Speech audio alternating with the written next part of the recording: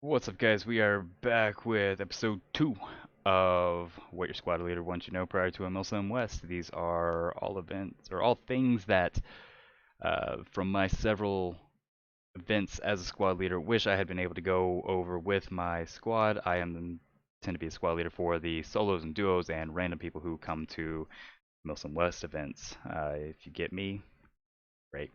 Um, Last episode we covered movement formations. We covered the line, we covered the wedge, the file, and a staggered column. We also talked about spacing and how important spacing is. Don't get your whole squad killed to one grenade. Spread out. We'll harp on that. Um, in this episode, we are going to cover things that we are going to do in the fight. Uh, what we have different types of fight we can get into, whether we initiate it as an intentional attack, whether we're getting attacked or getting ambushed. I'm going to keep this again very surface level. This is oriented towards Milsim West and BB Wars. This is not going to be in depth enough to really cover actual infantry fights because weapon systems are totally different, and value of life is very different. We fight to the death in BB Wars, right? So no retreat. Um, so with that, we are back here with the Ranger Handbook. If you want to read the Ranger Handbook, I recommend chapters 6, 7, and 8. They cover movement patrolling and battle drills. We're in chapter 8 right now, looking at some battle drills here to get us started on this conversation. So we're going to start with react contact. I am not going to differentiate between a near and far scenario because this is BBs and we're always going to be near. Right? It's if I can hit you with a BB, I can probably throw a grenade and get you as well. So I'm not going to differentiate between the two for this. So what happened? So we talked about movement formations in our last episode.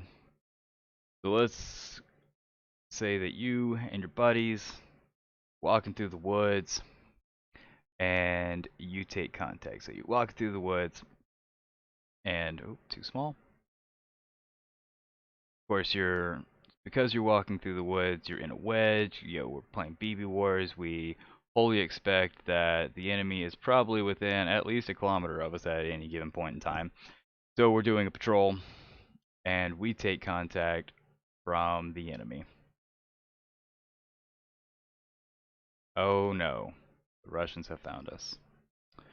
All right, so the enemy engages you.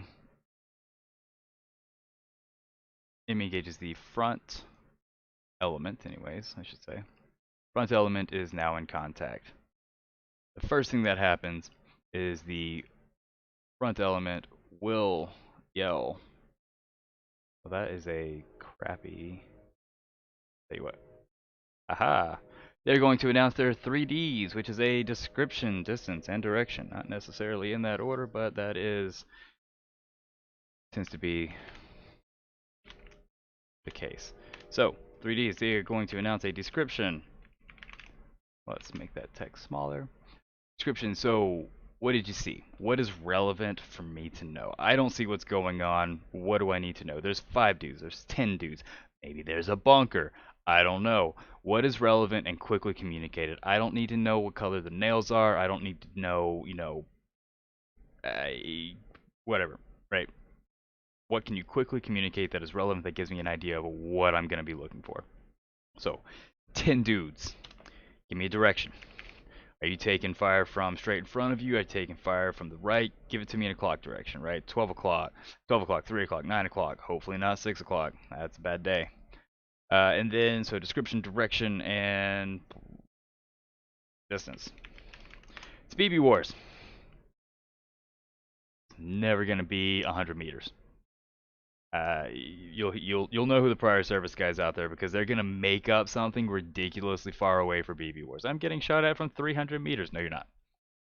Please try to give an accurate distance. I know it's hard to gauge, but if you're getting shot at from far away, it's probably 50, 75 yards, right? Probably never really want to go past 100 yards unless, like, I don't know, you get machine gun fire or something like that. But it's BB, so give it a reasonable distance because you're communicating all this information to people who can't see the fight, who aren't in the fight probably. So, front guy takes contact. He sees, I don't know, let's just say 3 dudes. 1, 2, 3, right? Because of course there's trees, right? There's trees in between here and there. He's being engaged by a couple dudes. He sees 3 of them, so he announces three enemy, 12 o'clock, 50 yards. They announce that, and their first goal, everybody that's in contact in this first team, is to gain fire superiority. What does that mean? The first, announce 3Ds while returning fire.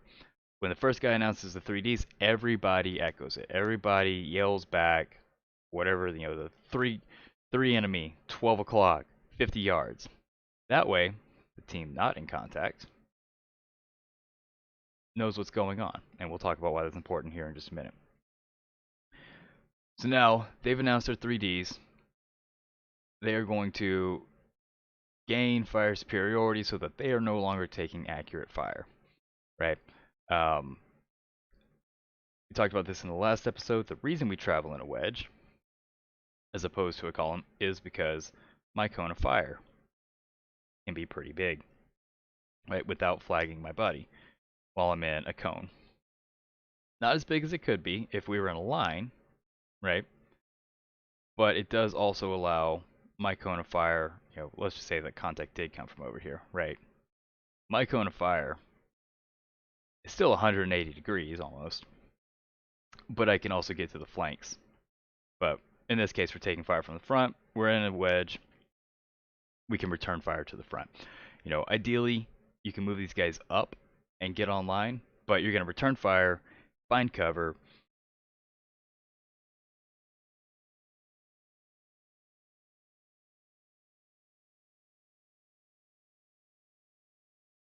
and have your headset turn off on you for fun, I guess. I don't really know. You're going to return fire, get cover. If you can get online, right, that opens up your field of fire, but you just got shot at. You got surprised. You were ambushed. Your ability to find cover may not be great, but because we're in a wedge, we can still effectively return fire and hopefully gain fire superiority against our attackers here. So we've yelled our 3Ds. Team not in contact. Hasn't seen the enemy yet. Now knows there's 3 guys at the 12 o'clock, 50 yards. This team is then going to bound out of sight and sound of the enemy, remaining undetected to establish a flanking maneuver on the enemy. Once this team has made their way to the enemy's flank, they're going to get online. We talked about lines and being online in the last episode. Grab that drawing, right? This being online. They're going to get online, and they are going to start to assault the enemy. Once they get to, or near the enemy, right, you'll see we're going to cross friendly fire. Bad day. You don't want to take accurate friendly fire. You don't want to take friendly fire, period. So, 3 things are going to happen as the assault element moves through the objective. First, we want to announce to the base of fire, who has gained fire superiority, that we are moving into the objective. So we are going to announce to them shift fire. That means these guys are going to move their fire away from the assaulting element, right? So we're going to quit shooting over here. We're going to shoot over this direction now. So right, maybe there's more enemy over here. You really never know where all the enemy are. But you're going to shift this way and let these guys start to address everything that's right here in front of them. As they continue to assault into the objective, they're going to announce, so let me just, so shift fire, and then we want a lift fire. Lift fire means elevate or stop. In BB Wars, it tends to mean stop. It means I'm on the objective. Don't shoot me, right? So we have shift fire, then lift fire, and when you hear those commands, there's either going to be a signal or you're going to hear people shout it. More than likely, because this is BB Wars, you're just going to hear people shout it, right? So as we're moving across the objective, team leader is going to yell shift fire. Everybody else echoes it. Everybody on the assault is going to echo it, especially this guy is going to yell at these guys to shift fire, trying to prevent fratricide here. Shift fire, shift fire, shift fire. When somebody on the base of fire element hears that, they're going to repeat it so that everybody on the base of fire team can hear it. And then everybody shifts fire. Yell it, and then echo it. When you hear somebody else yell it, echo it. So we're going to shift fire, then we're going to lift fire, same concept. And then we're going to reach, I'm going to change colors here, we're going to reach what is called the LOA. This is your, what we call, limit of advance.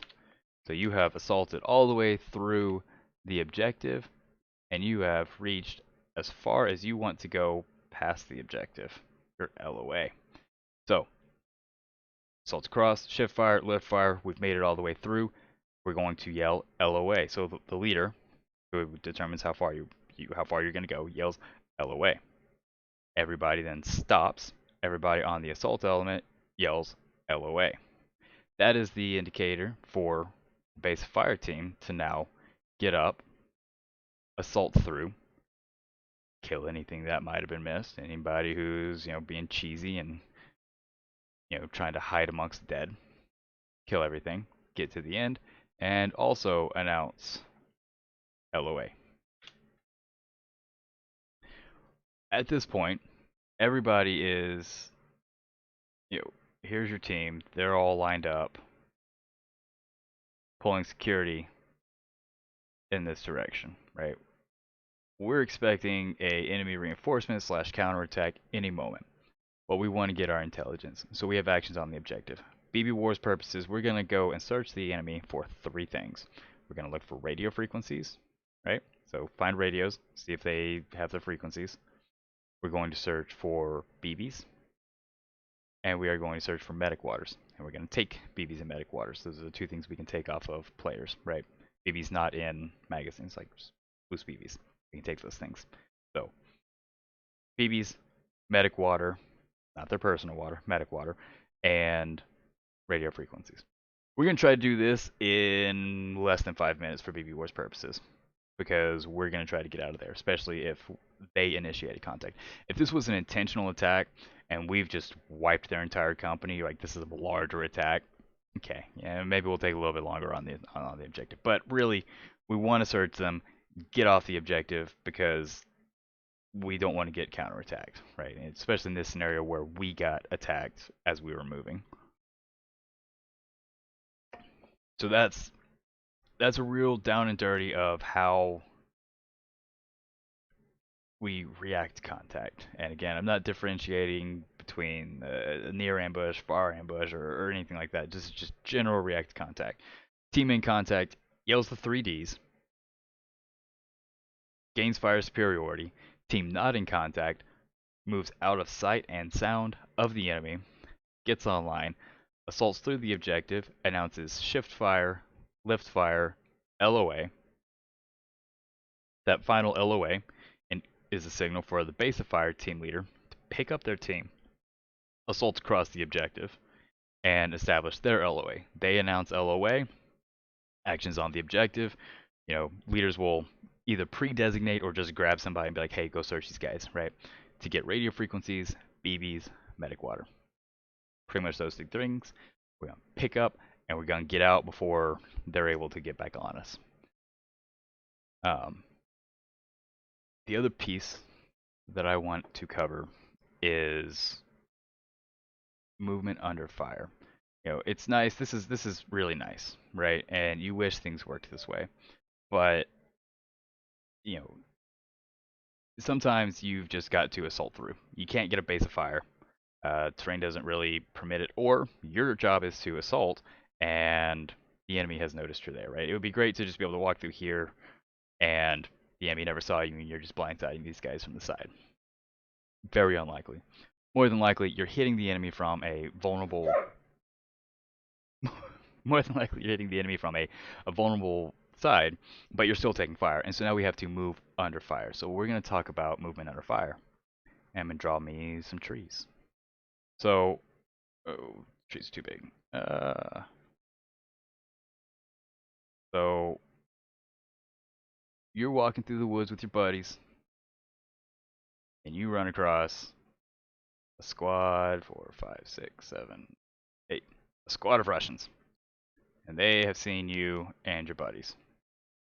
You've taken contact, and so you've moved around, and you've now run into this, and you've got to assault through here towards the enemy.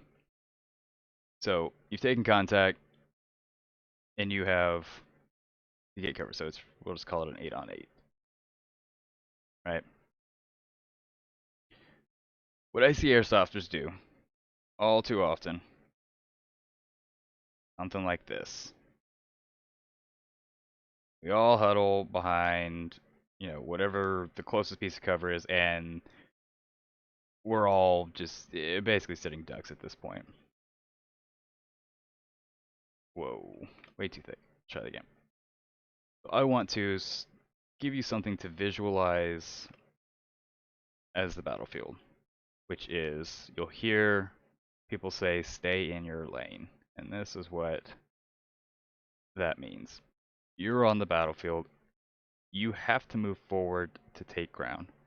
If you're attacking and you're not taking ground, you're losing. All the defender has to do is deny you ground. They don't have to destroy you. They just have to deny you ground, and they win. So you're attacking, which we are, and you have to take ground.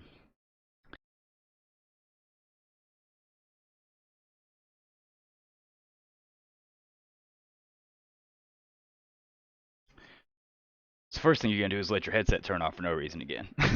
Now, so I've drawn these lanes to give a general idea. Yeah, in all of this, it's really nice to draw these pretty lines and everything works out great. Of course, nothing is perfect in the rule, but I draw these lines for lanes because what can happen, and what happens a lot really, is so let's say we've taken contact because this guy saw me, right? So maybe we've taken contact from, let's just say, 3 guys who happen to see this guy because the cover permitted. But really, there's a whole squad back here.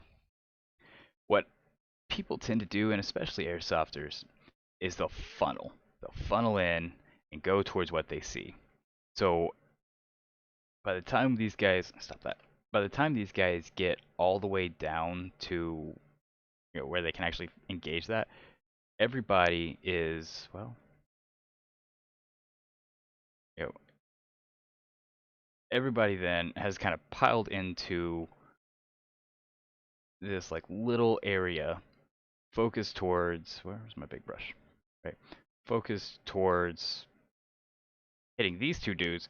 But when you get here, then you realize, oh man, these guys are way out here, and now they've got these these flanking angles of fire on you, which is not great. So get rid of that.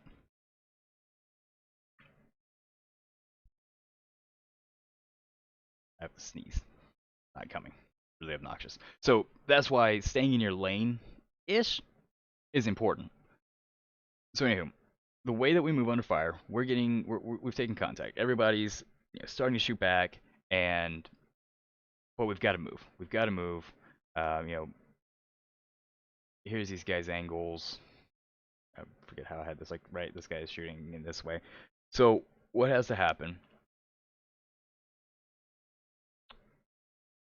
What has to happen is one person is going to move forward and find a piece of cover.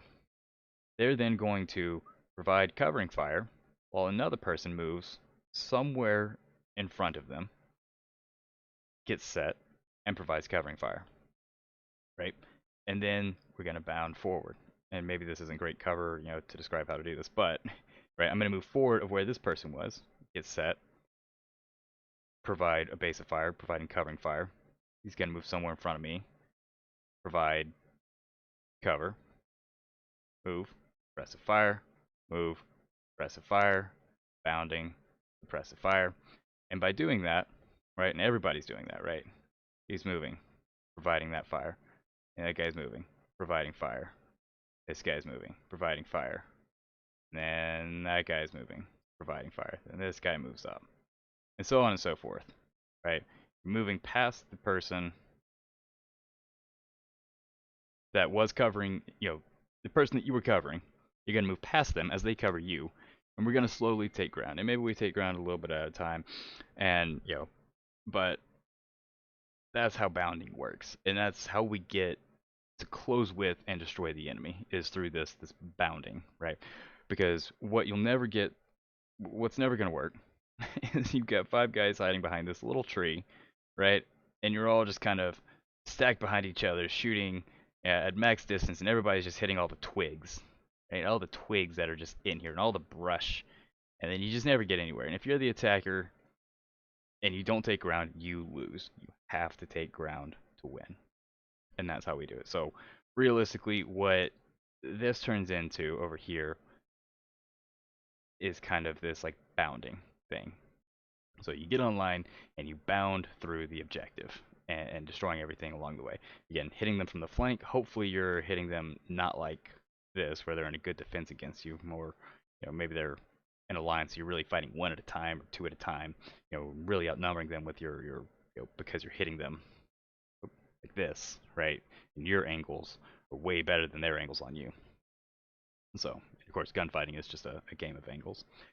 But that's the very Barney friendly put my kid glove on description of how we fight the fight. We're trying to create an L and clear across the enemy in both directions. And we do that under fire through bounding. So I hope that was a real quick, down and dirty, easy to understand. This is what's going to happen when the BBs start flying explanation.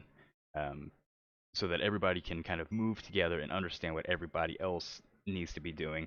And that way we avoid the let's huddle up, freeze, I don't know what to do, how am I going to take ground? You're going to take ground because the guy next to you is going to cover you while you move, and then you're going to cover him, and you guys are going to successively bound while everybody else is also doing the same thing. And that becomes real tough for the enemy to deal with these guys that are just bounding, bound, right? Because by the time you see this guy moving, gone, and then it's like, oh, well, where'd that guy go? He got lost in the brush, and now you're taking, maybe not really accurate fire, but suppressive fire, and then there's another guy bounding from somewhere else, and it's like, a lot going on. And if it's done right, you take ground. I think that's it for this lesson. That is how we attack. That's how we react to fire. This is all the same. Whether this is an intentional attack over here on the left, where's my cursor? Whether this is an intentional attack or whether you got attacked and you're reacting to it, it's all the same. The only other option here is we break contact, and essentially what that looks like is the squatting contact